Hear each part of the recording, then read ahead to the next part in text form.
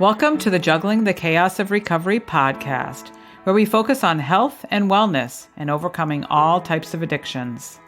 You're in the right place if you're a mom, dad, sibling, or caregiver who has a loved one who is or was struggling with an eating disorder or any other kind of addiction.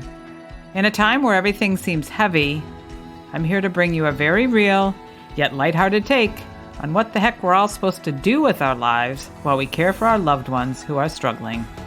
One thing holds true throughout it all. You can't juggle the chaos without smiling. At least a little bit. Welcome to another episode of the podcast. I'm your host, Moira Gorski. So glad that you have come back to listen, and I'm so glad that you continue to share. The biggest compliment that you can give to this podcast is to share it with others and also write a 5-star review. So I encourage you to do that. And again, grateful that you've come back here. It is a rare occasion here where it's just me. And I really wanted to share, and as you see in the title that I'm calling this, we get by with a little help from our friends. And it's become so evident the importance for me for friends, as well as asking for help. And I wanted to just highlight that today and talk about that today. Now, if you've been following my podcast, you know that my mom died in April. And you can go back and listen to a couple of podcasts about someone that I spoke with, Claudia. We talked through grief and dying. It was a wonderful podcast about we grieve so much when we love so much. She's an end-of-life doula.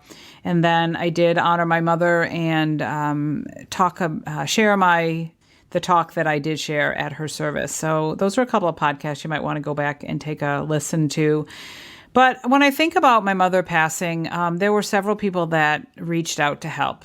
And you know, they were my close friends, and I really appreciated that. I want to talk about just a few incidences where I've been so grateful for my friends and how we can really think about that as we go forward in life and just the impact of friends. Again, my mother was sick. She was put into hospice. Many of my friends knew that. And I remember one friend of mine, she just texted me and said, "I'm bringing you food tonight. So are you going to be home and can I give it to you?" So there wasn't any, "Oh, do you need anything?" She said, "I'm coming by. I have soup. I have cookies. What else did she bring me? She brought me some great things." And I was really appreciative of that.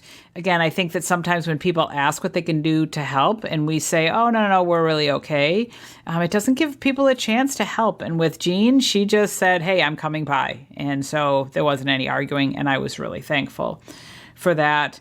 Many people reached out and said, "How can I help?" And I said, you can just pray. You can pray for peace for the family. And I know there were a lot of people that were praying for not only my mom to have a peaceful transition, but also for my dad and for our family and things like that.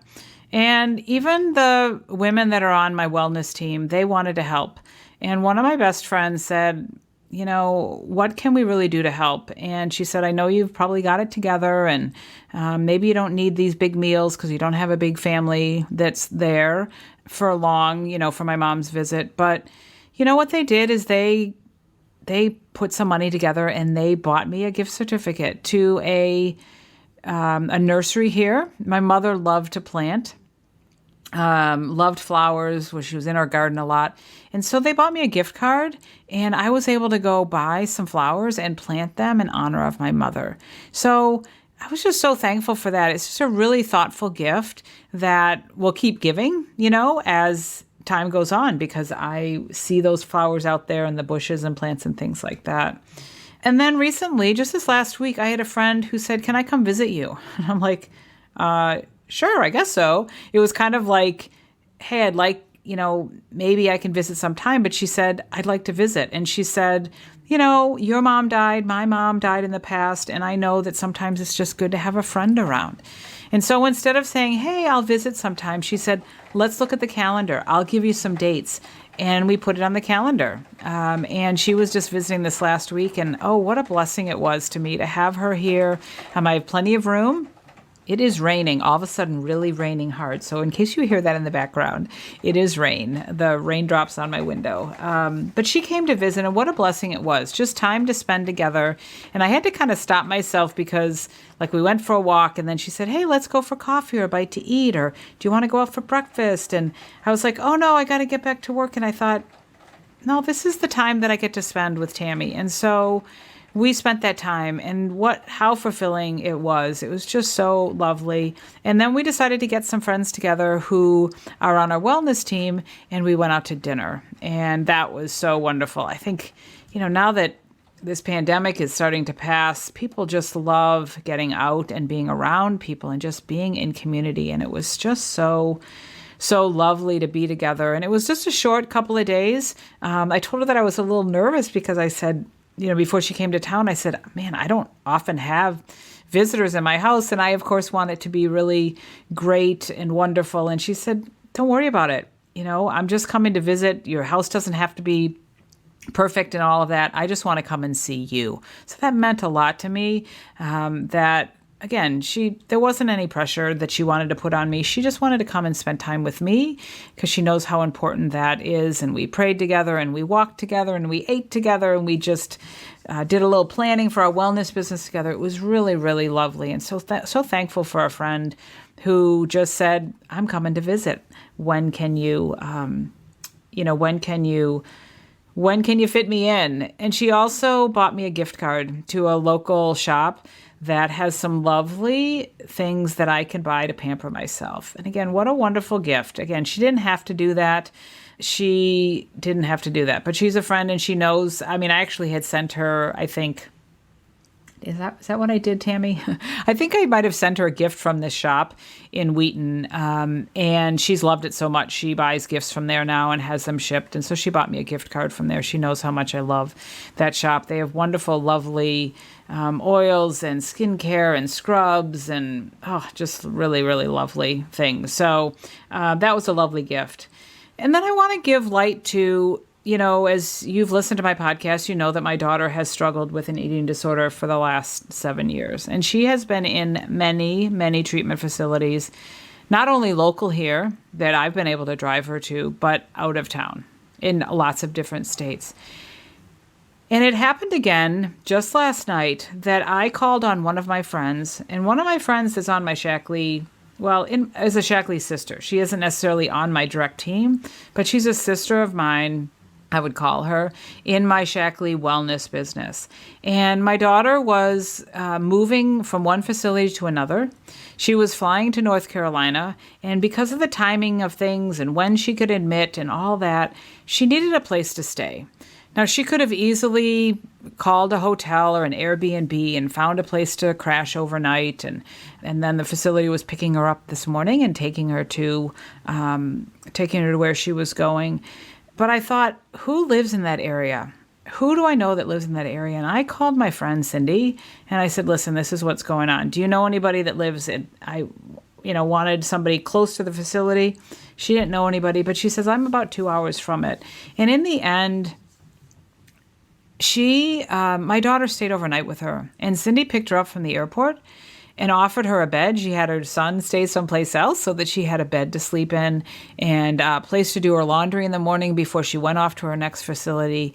And how wonderful. I called her just at the drop of a hat and said, would you help me? And she was willing to help. She says, I will do anything for you, Moira. I consider you like a sister of mine. And so I'm so thankful for that, but it made me reflect on all the times that I've called on somebody during this time of need with my daughter. And not only called on other people for my daughter, but also called on them for me. When I think about my daughter, she's been in Arizona, and she left a facility. She was asked to leave a facility, unfortunately, and she needed a place to just kind of hang for the day, to make some phone calls and figure out her next step. And I called on one of my friends, and she said, sure, I'll pick her up and she can hang out at my house tonight. And when you figure things out this evening, then I'll take her to the airport or wherever she needs to go. Again, she didn't need to do that, but she offered that. When my daughter's been in Wisconsin, she left a facility to go someplace else for a little bit, and she left a few items there. Now, I know a friend. She said, sure, I'll go and pick them up. And when I thought about that, I thought about the first time that my daughter went to that facility up in Wisconsin. It was a day that, I won't soon forget, but my daughter was struggling and really starting to go downhill. And she was living in a sober living environment and doing some outpatient, and she needed more care. And so they said, let's, go up to Wisconsin. That's where the facility is. So I went and picked her up, basically moved her out of that apartment, and headed up to Wisconsin, as any mom would do. I've done that before. I've had podcasts where there's a couple of them. One more time, I'll drop everything and go, or something like that. I know I recorded a couple of those. And so that's what I did. I picked up, I got my daughter, I drove her up to this facility, and I found myself driving through the rain into this place that I had never been at that was dark, and sitting, we had to check my daughter in through the emergency room to make sure that she was all medically stable and do those tests before she went over to this residential place. And so I found myself sitting in this emergency room, and it was like 9:00 at night. And I'm thinking, who do I know that lives up here? And again, I've been involved with Shaklee for over 21 years, and I know a lot of people in Shaklee, kind of all over the United States. And I'm like, who do I know that lives here? I'm like, oh, Jenny. Oh, Jenny, I think lives up here. So sure enough, I pulled up my phone and I texted Jenny and I said, hey, what's up? And I said, how close do you live to Oconomowoc? And she said, about 10 minutes. I said, here, well, I got something to ask you. Can you help me? And she said, sure, anything. I said, well, I happen to be up here and I have a full day tomorrow of work and I don't really want to drive back home. It was a good couple of hours. It was dark. It was kind of off and on raining still. And trust me, I do not like to drive in the rain. And drive at night in the rain? No, not at all. And I said, this is my situation. I'm wondering, can I crash? Can I crash on your couch? Would it be okay if I stayed overnight? She said, sure, absolutely. I got PJs for you. I said, well, I'll go get some stuff for my contacts at Walgreens. And she said, my daughter's with her dad. She's a divorced single mom. And she said, my girls are with their dad tonight. So there's a couple extra beds. And so you can grab one of the beds and sleep there. I have PJs for you. And within about 45 minutes, I headed over to her place. She had a beer waiting for me and those PJs and a big hug and a nice conversation. And I'll never forget that. It was so like at a drop of a hat, my friend was willing to help me in my time of need. And she's done that a couple of times. When my daughter was up there, I went and visited my daughter a couple of times, and I went and stayed overnight at Jenny's place. We went out to dinner. We had some laughs, and it was just such a wonderful, fulfilling time that I've spent with her and that she offered to help me. I think about my daughter when she was in Colorado. She was at a few facilities in Colorado a couple of times, and she wanted to write some letters, and she didn't have any stamps. So I called my brother, and I said, would you take some stamps over to Anna? My brother lives in Colorado. I remember when I went to visit my daughter in Colorado, I reached out to one of those friends from Shaklee again and said, hey, you want to have breakfast? And again, and if you can relate to this, you probably can. If you're a mom or a dad or somebody that's, again, been having somebody in their life that struggles, that's in a treatment center, that you're going to visit, it's like heavy stuff that you're dealing with. And so just having somebody that you can call to say, hey, let's have breakfast. Hey, let's go for a walk. I'm in town. Like, where do you recommend that I go if I wanted to, go for a walk in a nice park? Or do you have any good restaurants around this place? Having somebody to reach out to has been so wonderful. And I've had breakfast with a couple of my friends in Colorado when I've gone to visit my daughter. My brother told me when I was there one time and I reached out to him and I said, okay, I got a few hours and I just had a session with Anna and her therapist and then we're going to go out to dinner tonight. Like, what would you do? I don't want to go and shop and like, what can I do? And he said, go to Red Rocks. And I was like, that's right. I went to Red Rocks and it was before I had started this podcast. And so I didn't record it, but I went live on Facebook because being at Red Rocks, it was this huge emotional experience for me, and it was lovely. But I called my brother and asked him what to do, and that's what I did. And because of that, it was really an interesting. I mean, it was so emotional, like all of a sudden. Have you been to Red Rocks? If you haven't, you put it on your bucket list to go to Red Rocks. It is a beautiful amphitheater that's built into the Red Rocks in Colorado, and it's spectacular acoustically, but it's just a beautiful place. And I was just overcome by the beauty as I walked around and I just looked around. I really was overcome emotionally. And then as I thought about it, I thought, because of something bad, I got to see something good. And it was really, and that's what I went live and talked about on Facebook. And if you're one of my friends and heard that, or if you want to see it, I know I can still find it and I can send it to you if you're a friend of mine on Facebook or want to connect with me.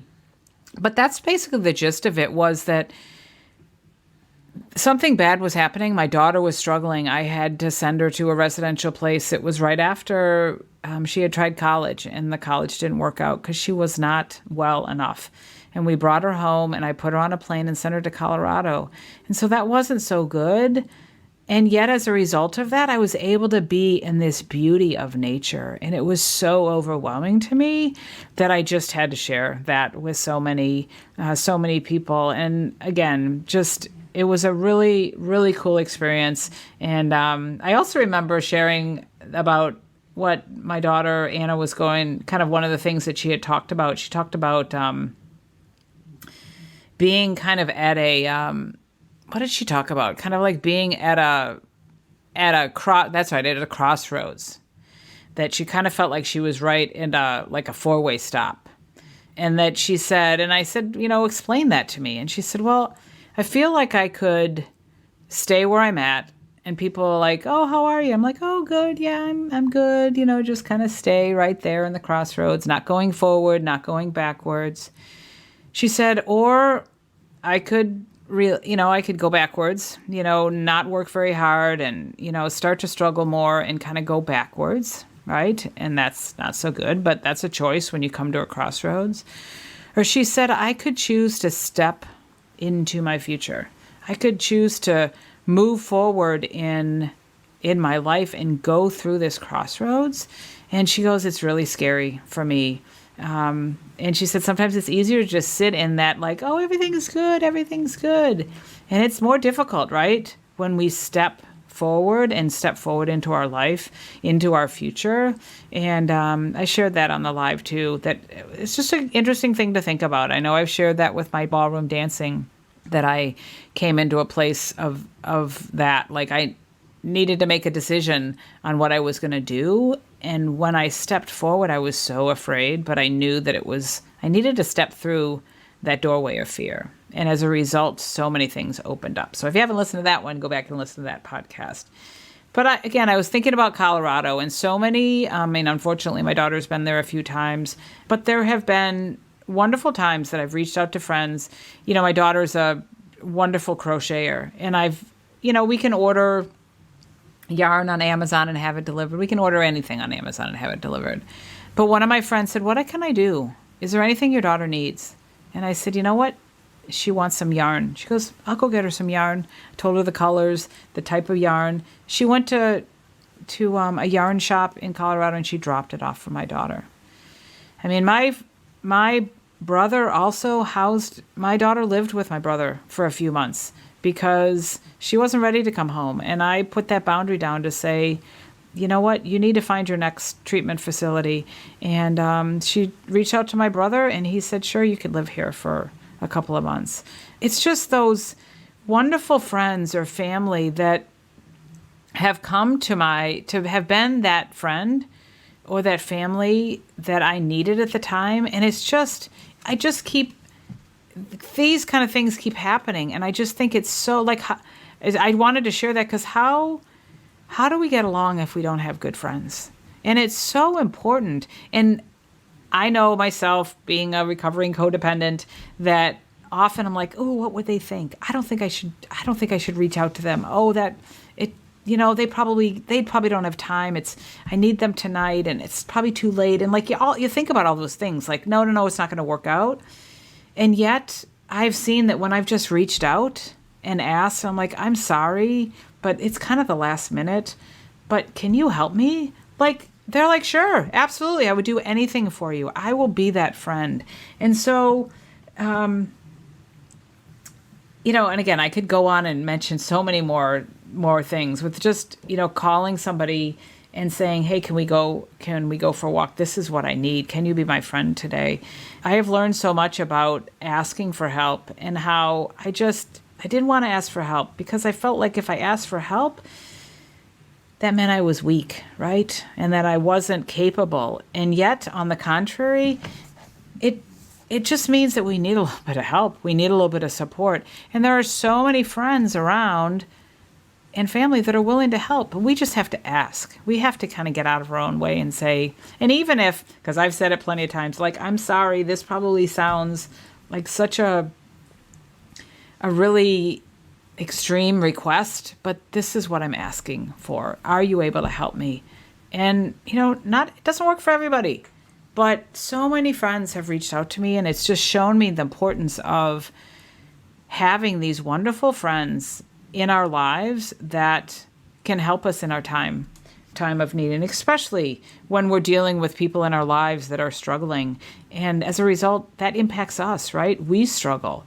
We're helping our daughter, our son, our friend, but we're hurting on the inside, and we need that friend, right? We need that friend that can come alongside us and just give us a hug or pray for us or house our daughter or buy us some food or whatever.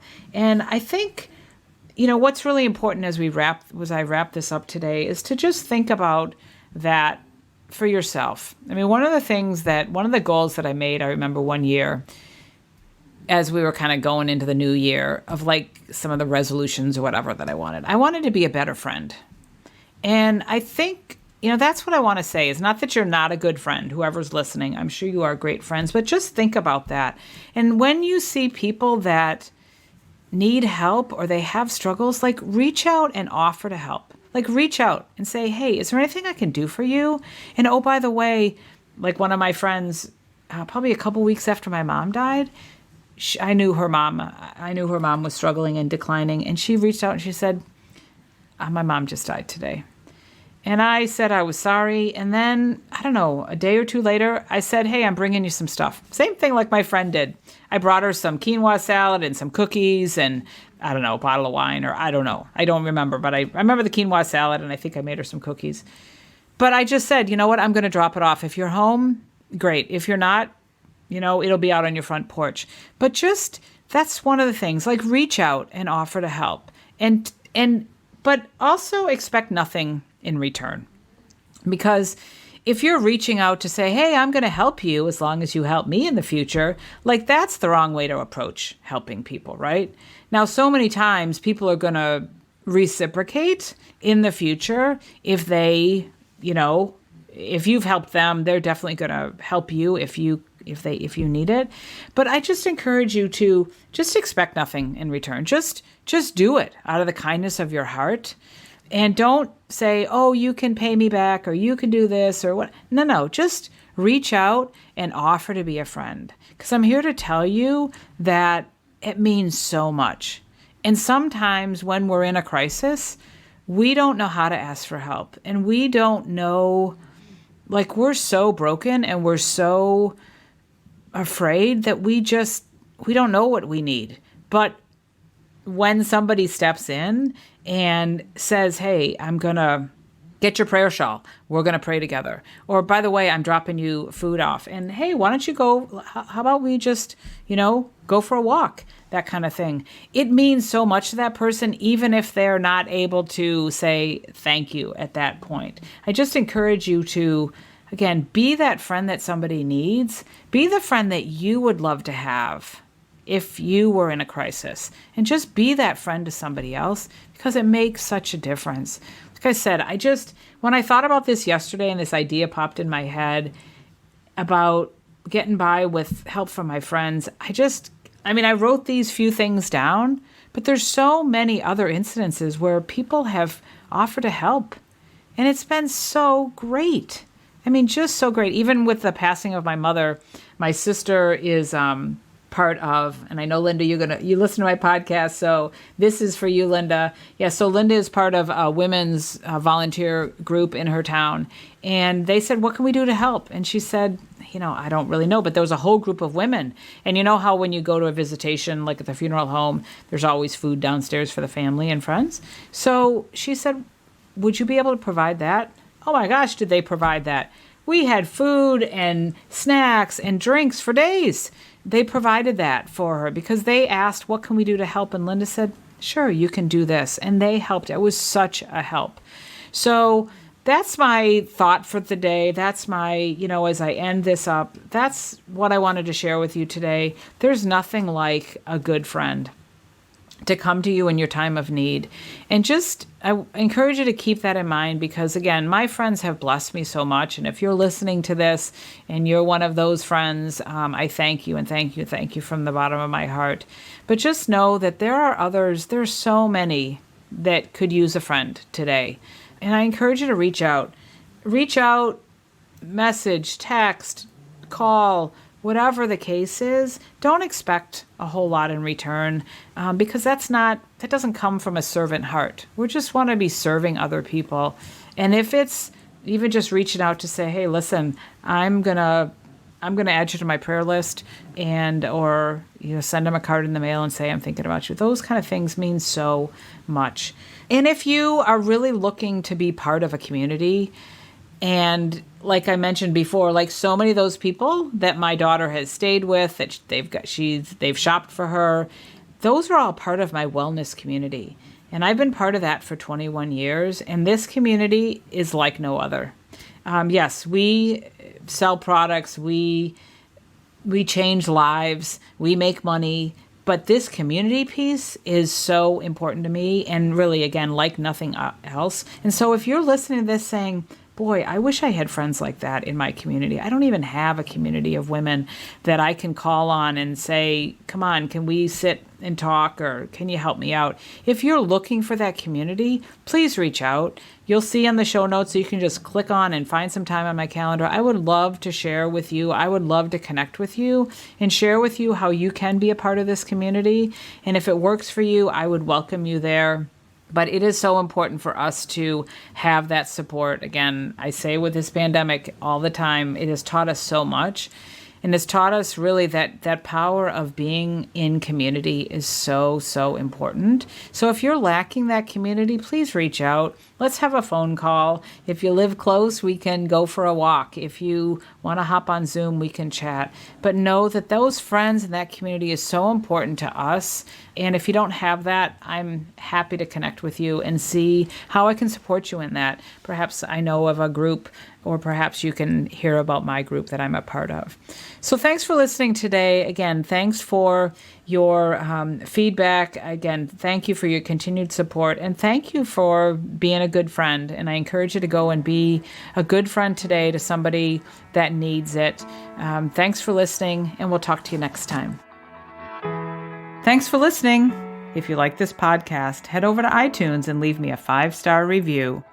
Share it with others, and make sure you hit the subscribe button so you don't miss a thing. I've got a tribe over on Facebook, so head over there and search for Juggling the Chaos of Recovery Podcast Tribe. And do you know somebody who has a story to share, a story of recovery and hope?